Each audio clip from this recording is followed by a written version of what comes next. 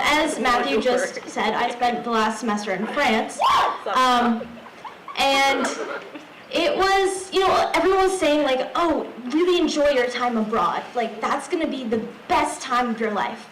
And like, it was okay. I mean, like, when you get right down to it, like, the Eiffel Tower is really just kind of a glorified victor's lament. And the Mona Lisa, I'll say it, kind of a butterface.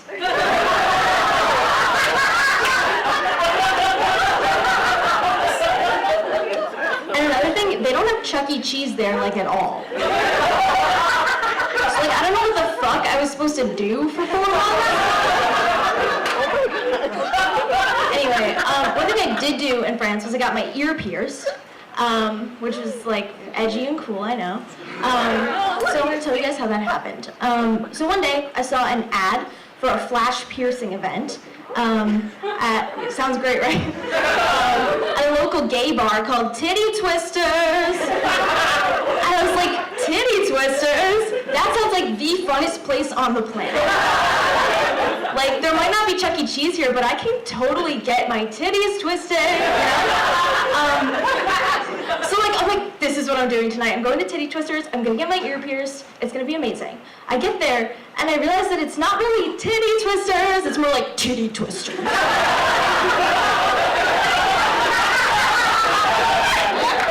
like an STD is required for entry. So I walk right in, and the crowd, like, I don't know what I was expecting, but the crowd is like, they've all got like colored hair and like crazy piercings and scary tattoos and gills and more than one eye. More than 2 eyes. I have 2 eyes.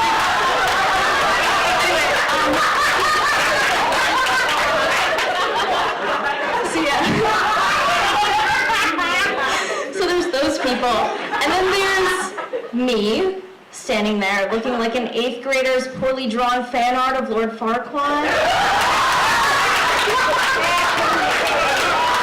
And like my hands are conveniently positioned behind my back because they haven't figured out how to draw fingers yet.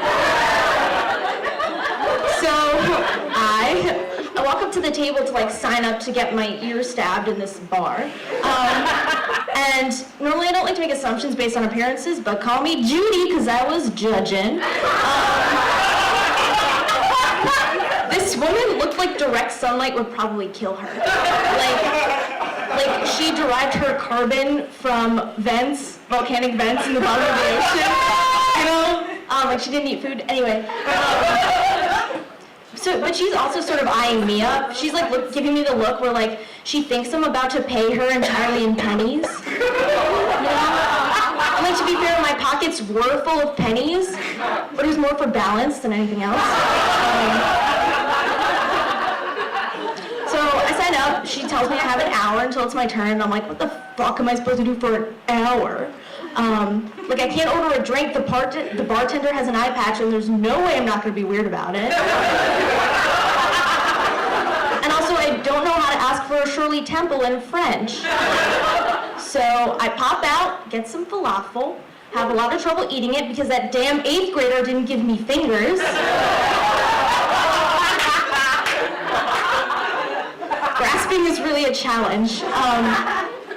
Anyway, so I pop back into this hellhole I'm now like invested in, and what do you know? I'm just in time for the bar fight.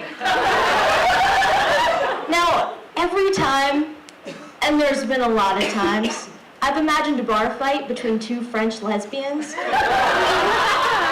kind of a little something like this. They're both drinking wine.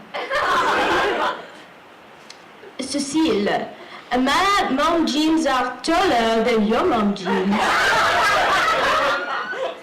And Sophie, that is so funny you would say that because it is obvious that it is my mom jeans that are taller than your mom jeans.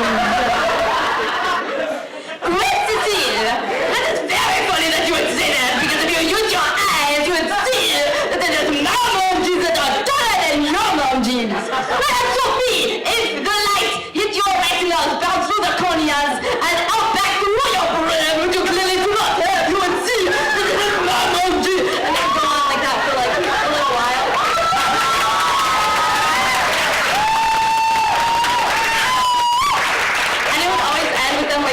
cigarettes like out of each other's asses and it's really hot.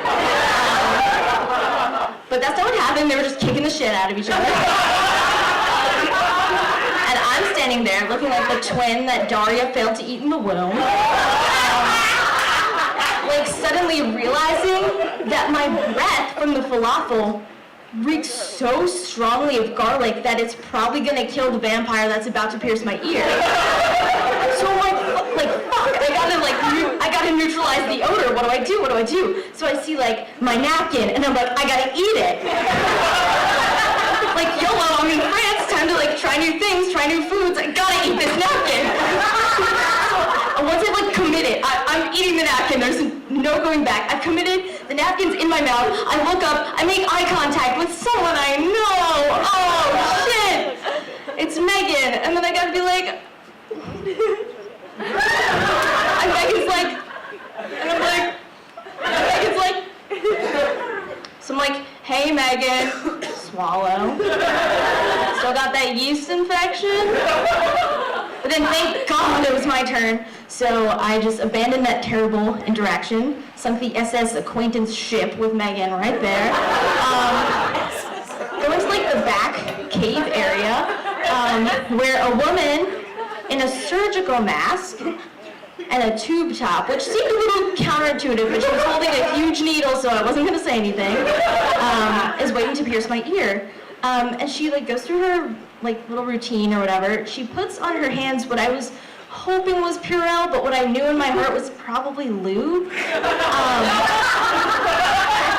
But again, she was holding a really big needle, so I wasn't going to ask. And then she pierced my ear, and it was exactly what I signed up for. But she also took out my kidneys, which I wasn't comfortable with, but she was holding a really big needle, and I just didn't want to ask. Thank you so much.